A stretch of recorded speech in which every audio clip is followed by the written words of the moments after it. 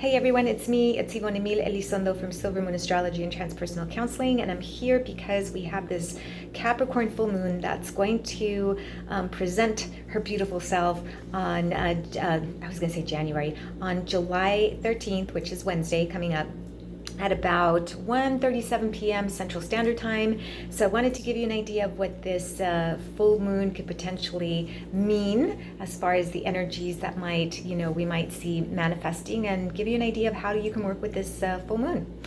So I don't have my computer today, so I don't have my chart that I'm usually going to show you, so I'm just going to use my hands to give you an idea of where the planets are located, and we'll just do the best that we can from there. So in a full moon, we have this Capricorn full moon is in Capricorn, obviously, and on the opposite side of the axis, we have the sun in Cancer. So anytime that we have a full moon, we have to take into account both parts of this axis. We don't just want to take a look at where the moon is, we have to take a look at the other side of the opposition of this full moon.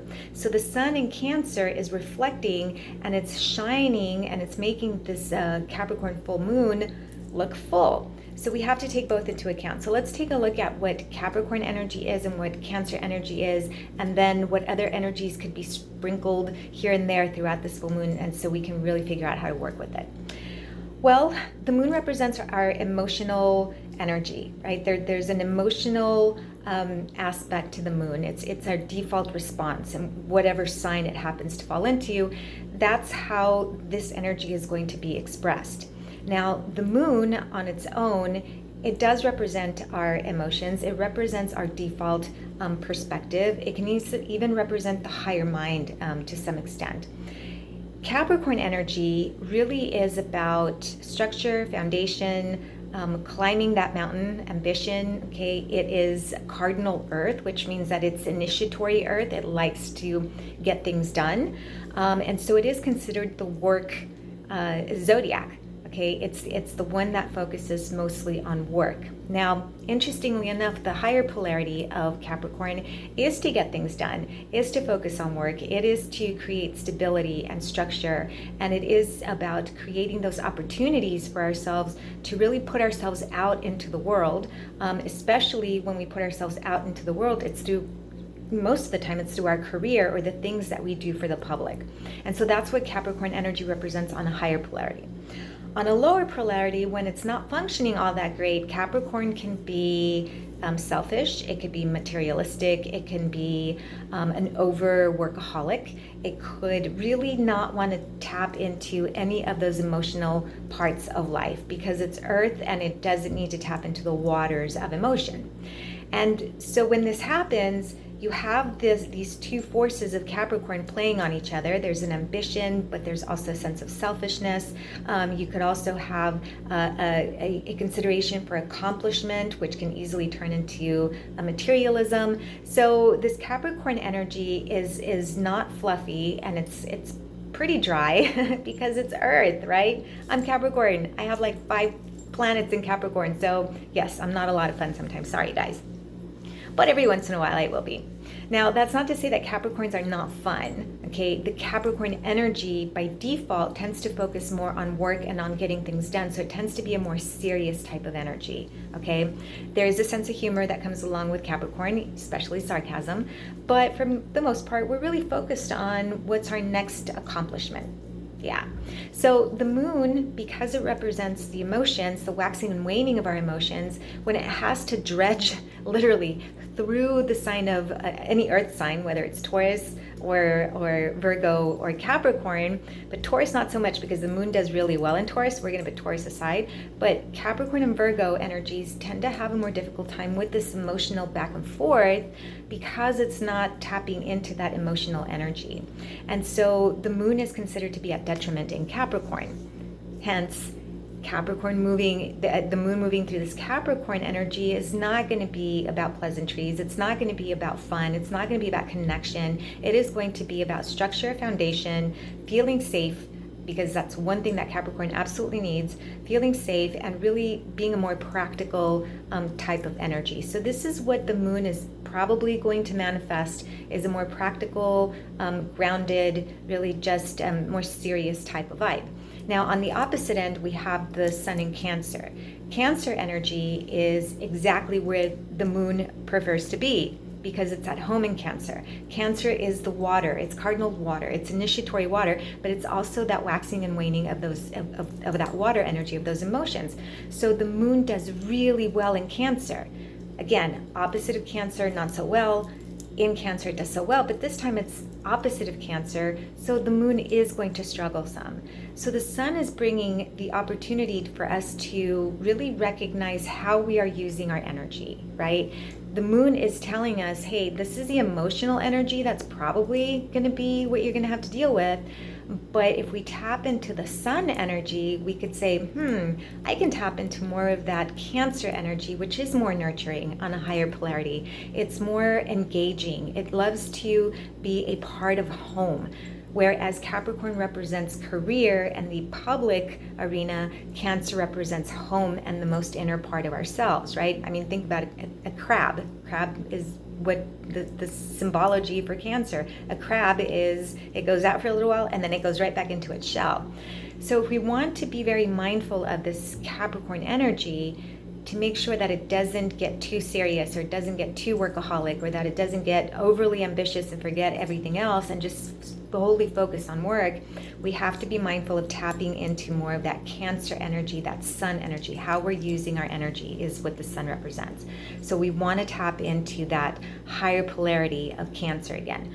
Lower polarity of Cancer is about closing everything off. It's about being very selfish and even vindictive. Okay, so that's not the type of energy I would encourage you to tap into, but hey, whatever works for you, okay? But essentially, we want to be mindful of those two energies are playing against each other this full moon. We have that moon in Capricorn wanting to get things done, and we have that sun in Cancer that says, no, but we need to nurture ourselves and we need to nurture, the people around us. So again, there's going to be this competitive tug of war between work and home, and getting things done versus nurturing and self-care, really not tapping into the emotional vibe, but at the same time recognizing that you may be having to tap into the emotional vibe. So there's a lot of polarity with this particular full moon. Now, here's where it gets interesting. The moon is going to be pretty closely conjunct or coming together. So here's the moon and here's Pluto, with Pluto retrograde in Capricorn. Now, Pluto retrograde is more of an intense, darker, deeper type of energy, especially when it's in the conjunction with the moon, which can leave the moon feeling pretty intensely,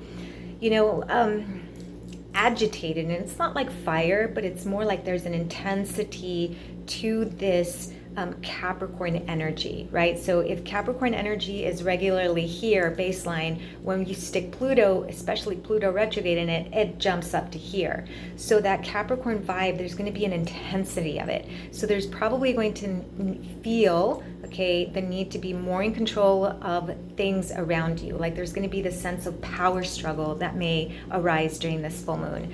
There may be a sense of that intensification of misdirected emotional energy, because again, the moon doesn't do really well in Capricorn, so it's left to her own devices, and all she knows is, hey, I just need to get out of Capricorn, right? So there's this intensification. A lot of suspicion can happen with this moon in Capricorn and conjunct Pluto retrograde.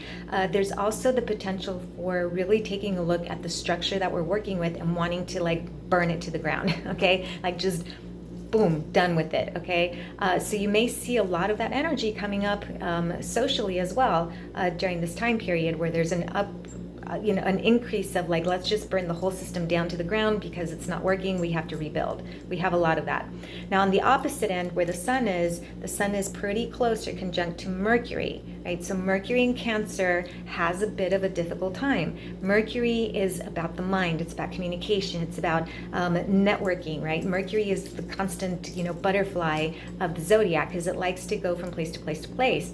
And because it's an air quality in Cancer, water quality, Mercury doesn't do very well. So there's almost like a delay in processing, that emotion, that mental energy. There's also the feeling of maybe not being able to grasp that quick air quality that usually happens with Mercury, like Mercury in Gemini, or even Mercury in Virgo. Even though it's Earth, it still does beautifully because it's at home.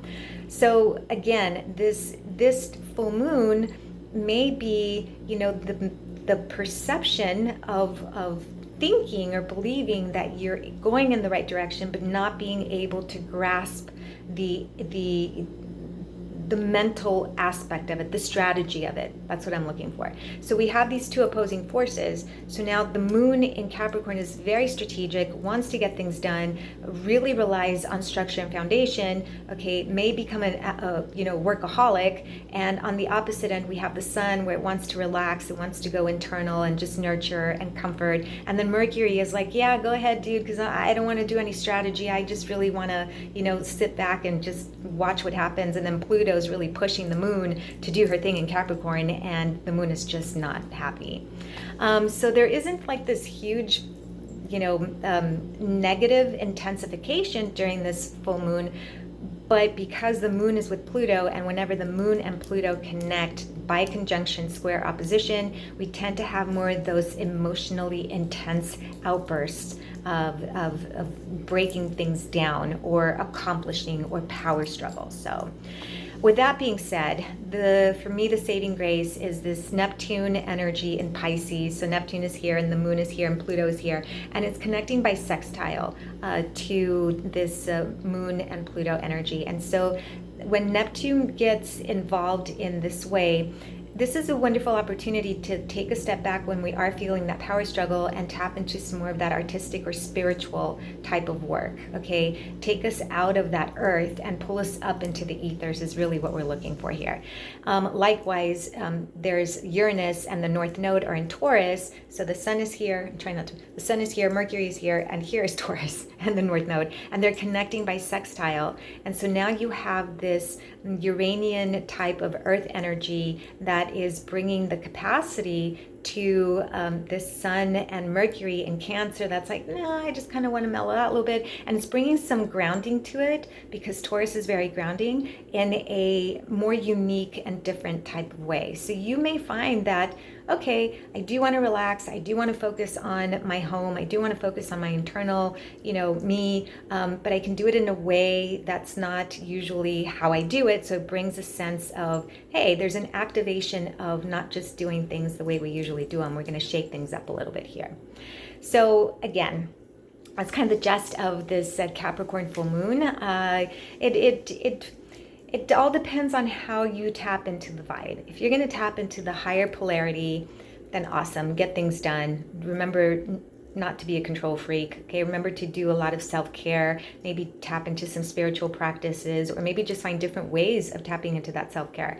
But if you're going to tap into the lower polarity of this full moon, then my guess is that you're probably going to be wanting to control everything around you, feeling like you can't, and then wanting to burn it down, an intensification of a lot of those depressed type of, more moody, sullen type of energy, because that is Capricorn as well.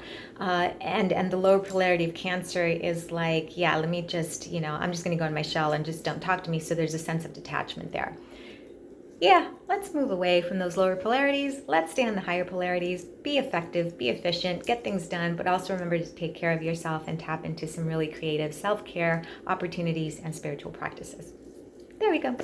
All right, everyone, that's it for this full moon. If you want to learn more about your astrology, please reach out. You can find me at silvermooncounseling.org, and we'll see how this full moon plays out in Capricorn. All right, everyone, take care. Blessed be.